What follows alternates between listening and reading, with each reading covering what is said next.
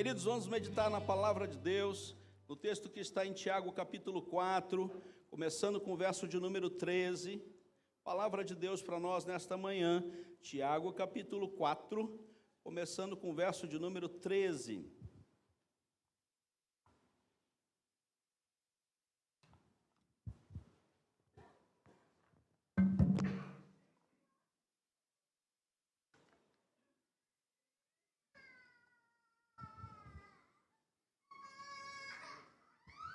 Tiago capítulo 4, começando com o verso de número 13, diz a palavra de Deus: Atendei agora vós que dizeis, hoje ou amanhã iremos para a cidade tal, e lá passaremos um ano e negociaremos e teremos lucros.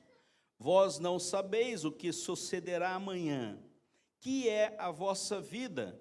Sois apenas como a neblina que aparece por um instante e logo se dissipa. Em vez disso, devias dizer, se o Senhor quiser, não só viveremos, como faremos, como também faremos isto ou aquilo. Agora, entretanto, vos jactais das vossas arrogantes pretensões. Toda jactância semelhante a essa é maligna. Portanto, aquele que sabe que deve fazer o bem e não o faz, nisto está pecando. Senhor Deus, obrigado pela Tua palavra que está diante de nós, nesse dia separado para o Teu culto e para a Tua adoração. Obrigado porque podemos abri-la, meditar nela. Nos abençoa nesse dia, Senhor Deus, tudo que vamos fazer para a Tua glória. E edifica a Tua igreja, que o Teu Santo Espírito traga ao nosso coração exatamente aquilo, Senhor, que precisamos para uma caminhada segura aqui na terra. Assim oramos em nome de Jesus. Amém. Queridos, o problema de hoje é direção. Em que direção nós vamos? Nós temos um tempo aqui na terra, fomos criados por Deus para estarmos aqui como a sua imagem e semelhança. E esse tempo é um tempo curto, não vamos ficar muito tempo aqui em relação à eternidade. Nós temos que viver nossa vida debaixo da misericórdia de Deus, porque todos nós, desde o início, seres humanos, erramos o caminho. Foi nos dado a graça de viver na presença de Deus e optamos por não viver na presença de Deus e desobedecer ao Senhor. Deus mesmo nos buscou em Cristo Jesus, seu Filho, que morreu por nós na cruz. E agora todos nós já fomos transferidos para esse ambiente da graça e somos igreja de Deus.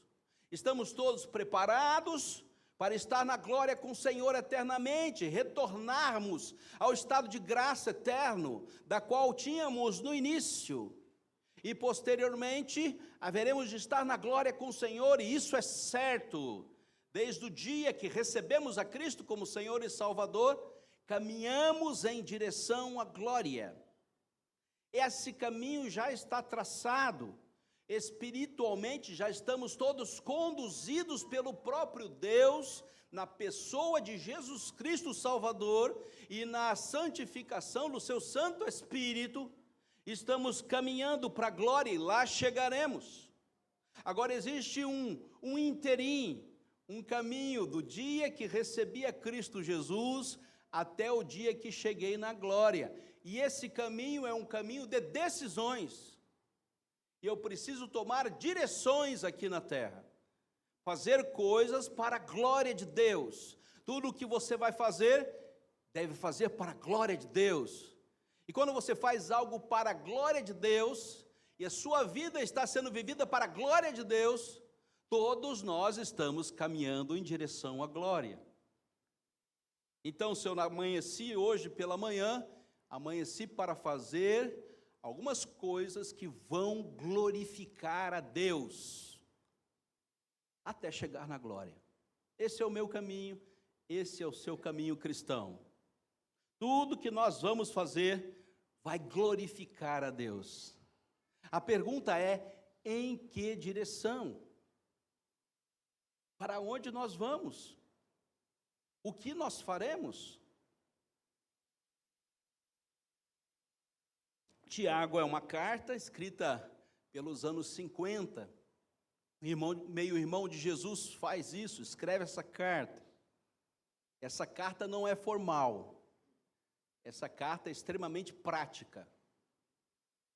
Diferente de Paulo, que escreve uma carta recheada de teologia, Tiago escreve uma carta recheada de prática, dizendo que todos nós vamos caminhar em alguma direção.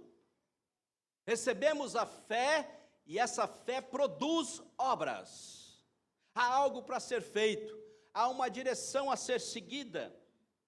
Esta carta é uma das cartas gerais e deve ser lida por todas as igrejas compostas inicialmente, primitivamente, nesta época. A ênfase dessa carta é a vida prática. O que eu vou fazer quando eu saio porta fora da igreja?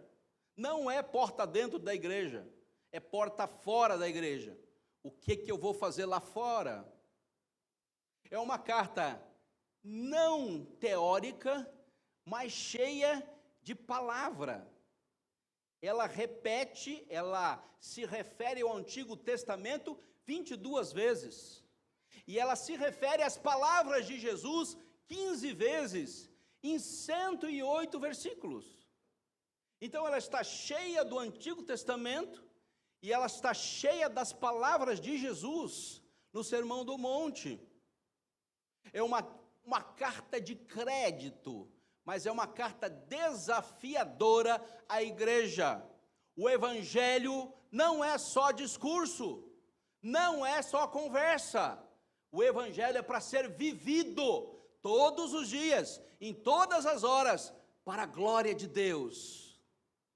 E quanto mais ficamos no discurso, menos queremos a prática. E achamos que o evangelho está preso a alguns discursos que fazemos na igreja. E esse é apenas uma linha de conhecimento, que gera em nós um agir, um viver, um tomar decisões certas, nas horas certas, com as pessoas certas, para a glória de Deus. O primeiro desafio desse texto que lemos propriamente aqui, é o desafio do verso de número 14, e essa pergunta fica em nossos corações: o que é a sua vida? O que é a sua vida? Tiago nos defronta com a realidade da nossa existência. O que é a sua vida? O que compõe a sua vida? Gabriel chegou aqui à igreja hoje, olhou, não sabe nada que está acontecendo, veio no meio de um monte de gente, encarou um homem de terno, o homem de terno jogou água na cabeça dele, e ele ficou duro, olhando para mim: o que vai acontecer? O que é a vida do Gabriel? Nesse momento ele está na sua tenra infância, e ele é totalmente dependente da condução dos seus pais. E a vida do Gabriel hoje é uma bênção na sua família, na vida da sua igreja, mas ele não está em condições de ir em direção nenhuma. Posteriormente ele vai crescer um pouquinho, como é a tradição da família, vai jogar futebol, e vai ser um bom jogador de futebol, e vai sonhar em ser um jogador de futebol, e com certeza talvez ele queira jogar no melhor time do Brasil, no Fluminense, mas posteriormente ele vai dizer, ou o Fluminense ou a seleção brasileira, qual que eu vou? E vai sonhar em ser o jogador da seleção brasileira. E aos seus 15 anos será um grande jogador de futebol. E depois ele vai cair numa realidade, vai terminar os seus estudos, vai fazer sua faculdade, vai trabalhar. E não vai lembrar do futebol nos dias que ele jogar aqui na quadra da igreja. Já na sua juventude, já caminhando para a sua formatura, vai ter a sua vida profissional, e Deus haverá de direcionar a vida do Gabriel. Queridos, é Deus quem nos orienta. Não pensem que você está jogado a ermo nesse mundo. É Deus quem nos orienta. Nenhuma das decisões que tomamos como povo de Deus está fora do ambiente daquilo que Deus decide a nosso respeito. Deus sabe exatamente o que acontece conosco, desde o momento que Ele criou, Ele nos formou, Ele sabe exatamente o que Ele espera de cada um de nós, e todos nós estamos dentro desse ambiente de glória. Não há a menor possibilidade que nós estejamos na presença de Deus e não usufruamos da sua direção. A nossa vida é como, diz o texto, um instante. Pense na sua vida toda. A sua vida é como um estalar de dedos em relação à glória. Então temos um tempo aqui para passar e tomar algumas decisões. A pergunta está respondida: o que é a sua vida? A sua vida é um instante. E há um instante para você tomar direções. Você vai passar um tempo aqui na terra, decidindo algumas coisas a respeito de você. E isso deve gerar em nós uma dependência do querer de Deus. Então há a possibilidade, Deus nos dá essa liberdade, de decidirmos no querer dEle, ou fora do querer dEle, sendo Ele soberano. Mas Ele diz, é sua hora de decidir. Se você decide no querer dEle, é glória. Se você decide fora do querer dEle, é inferno. Você vai viver uma vida infernal aqui na terra. Você pode decidir em consonância do querer de Deus, e você pode decidir fora do querer de Deus, e a sua vida será infernal. Mas pastor, eu sou salvo pela graça. Sim, você é salvo pela graça, mas vai ter uma vida miserável. Quando você decide fora daquilo que Deus tem para você, você vai colher inferno na sua vida. Você vai enfrentar tremendas lutas na sua existência. Você não vai deixar de chegar na glória. Lá você chegará, porque isso não depende das suas escolhas e da sua direção. Isso depende somente da graça de Deus. Mas você vai colher um tempo terrível aqui na terra. Sim, o inferno para você vai ser aqui na terra. E o texto vai dizer isso para nós, que Deus nos buscou. Isaías 53, verso 6 diz que cada um de nós se desviava pelo seu caminho, mas o Senhor interviu. Todos nós trilhamos o caminho para fora da vontade de Deus.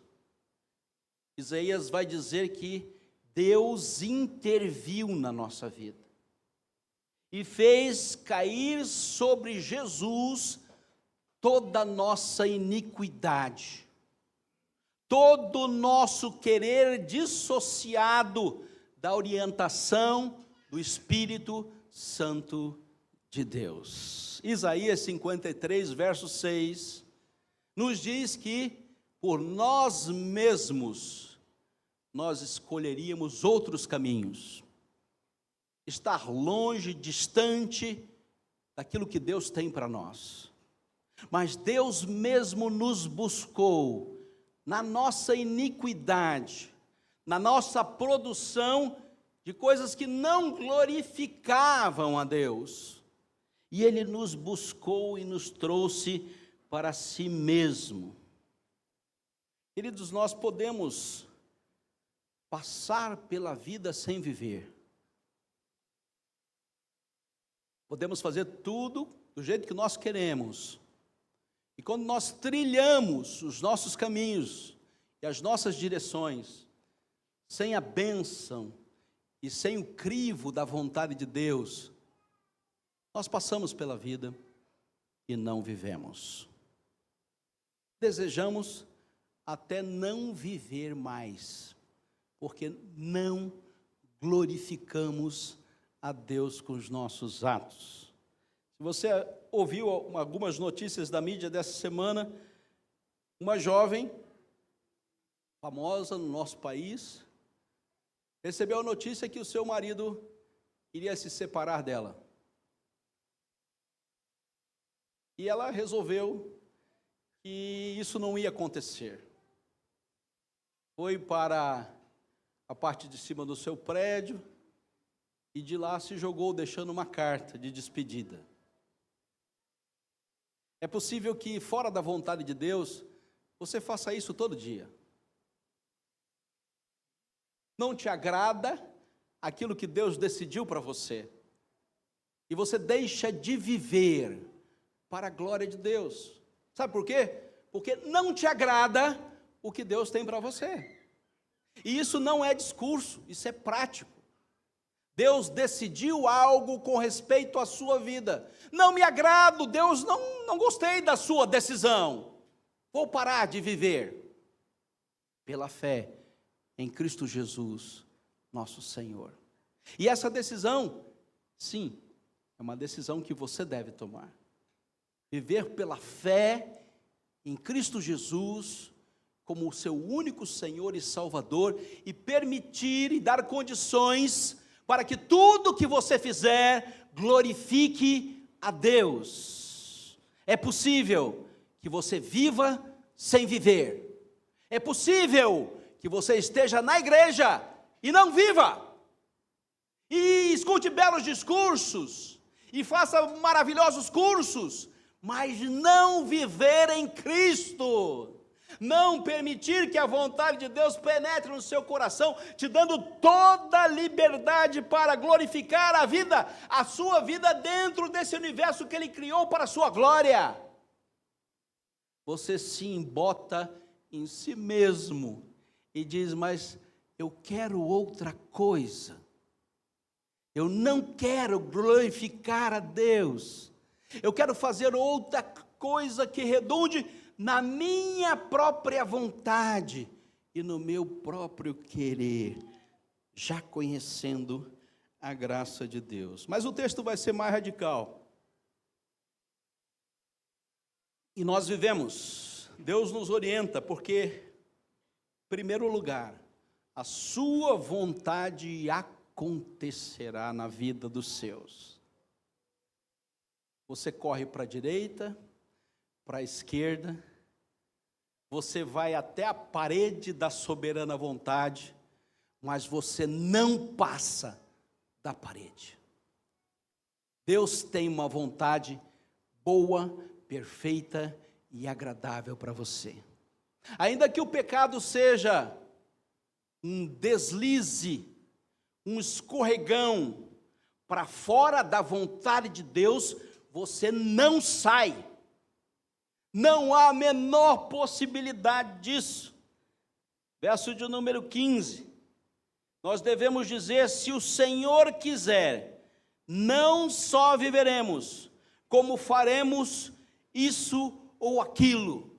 Você está totalmente preso àquilo que o Senhor quer. Não há como você sair desse ambiente, meu querido. Esse ambiente foi proporcionado para nós pela graça de Deus. E o ambiente da graça de Deus está atingindo toda a sua igreja, até chegarmos na glória. A vida do Gabriel, desde a sua formação, Salmo 139, Deus já o conhecia e já tinha agenda preparada para o Gabriel. E ele vai trilhar exatamente aquilo que está proposto para Deus dentro do seu ambiente soberano. E ninguém sai da sua vontade. Se o Senhor intervir, se o Senhor quiser, se o Senhor agir, e todos nós estaremos presos eternamente. nessa liberdade de viver dentro da grande, maravilhosa vontade soberana de Deus. Não há a menor possibilidade, meu querido irmão, você que já nasceu de novo, você que já vive em Cristo, de ser jogado fora, de ser abandonado por Deus, no seu querer desviante. Você está muito enganado. Deus não olha para você de forma alguma com mau querer. Ele sempre terá uma vontade boa, perfeita e agradável para você. Segundo lugar, a vontade do homem, verso 16, sempre se submeterá. Você pensa que tudo acontece no seu querer? Você acha que você foi abandonado por Deus? Você acha que agora você decide? Você acha que a direção é sua? Pois você que já tem uma certa idade, pode ver a mão de Deus na sua história, desde o dia que Deus o enviou para viver nesse mundo, até o dia que você tem para chegar na glória. Todos os seus dias já estão escritos dentro da vontade soberana de Deus. E nós haveremos de nos submeter. Em plena liberdade vivemos. E para a glória de Deus, faremos todas as coisas. Não é a minha vontade, mas é a tua vontade, diz o nosso Senhor Jesus Cristo. Passa de mim, Senhor, este cálice, mas não seja como eu quero, mas seja como tu queres.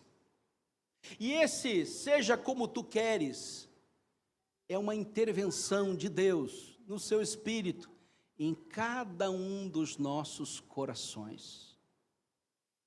Quem diz seja como tu queres para nós, não somos nós, porque nós não queremos abrir mão da nossa vontade.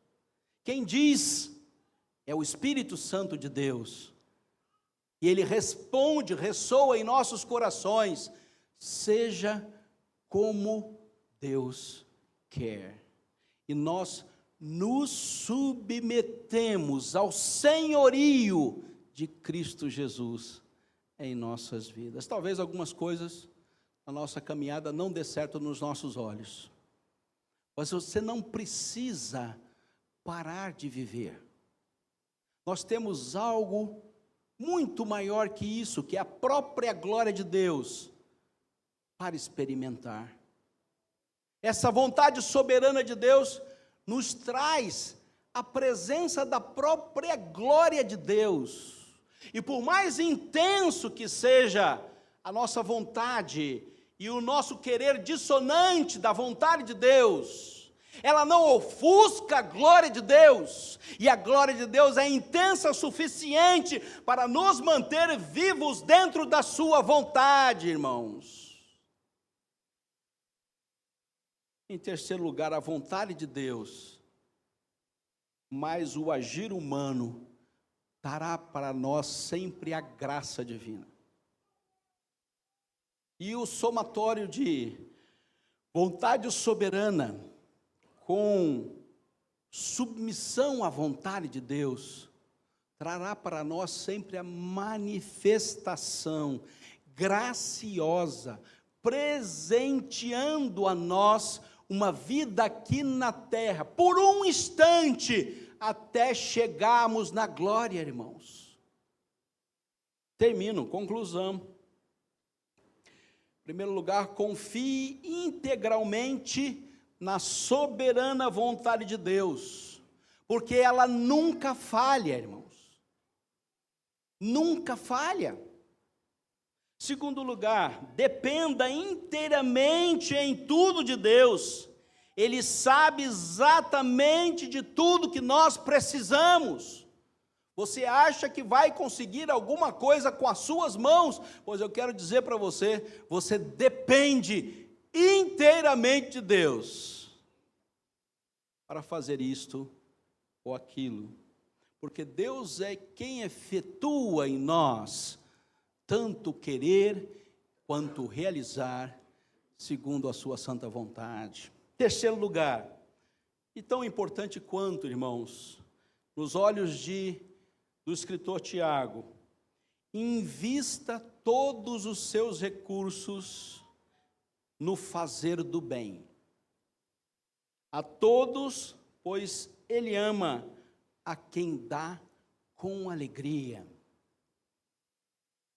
Coloque tudo que você tem, junte todos os seus recursos e faça algo de bom. Você tem um instante para viver aqui na terra. Produza algo de bom. Ande no querer de Deus. Faça algo que traga beleza à sua existência. Seja grato a Deus pelos recursos que você tem e faça o bem para a sua única glória. Que Deus abençoe a sua palavra. Amém.